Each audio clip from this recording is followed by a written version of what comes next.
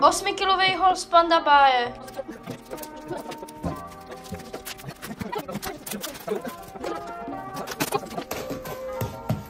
Tak začneme prvním itemem. První item. To jsou ty tvý bagy. To jsi posral. Ty kokos. Vyndej to z toho. Jo. Kokos. Joj. Trošku víc. No tak já to prostě tak uvoláš, ne? No. Inside tag. Tady jsou vysačky, hezky Carhartt. Jsou fakt pěkný, jako, jsou fakt jako pěkný. Za tu cenu tam nějak 17. Yes. Už takovej Supreme. A tady je to trochu poničený ten nápis, to účko. No Supreme tady.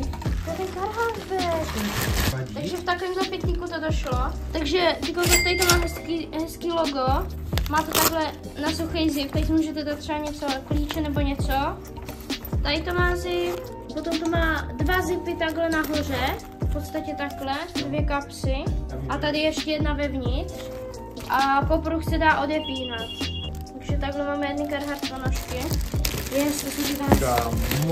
A měly by to být knůzkůly. Ukáž. Takže máme tady tyto knůzkůly. Vans Potato. Ty krásou lidi normálně za tu cenu, ale to je tak kvalitní. To úplně jenom pro tom přejedete. Se úplně kam... Lidi, takže další item je tahle Carhartt Mikina. No, takhle nějak vypadá. Ale je teda fakt hodně dobrá. Materiálově je fakt jako dobrá. Tady jsou nějaký tagy. Jdem na to? Ta krabice je trochu krýsla. Ukaž ty tagy z boku. Tady.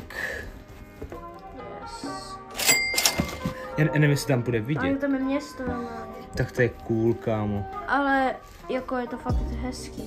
Máme tady teda 4. Tak kámo. Ale ne, jsou jako hodně pěkný, no.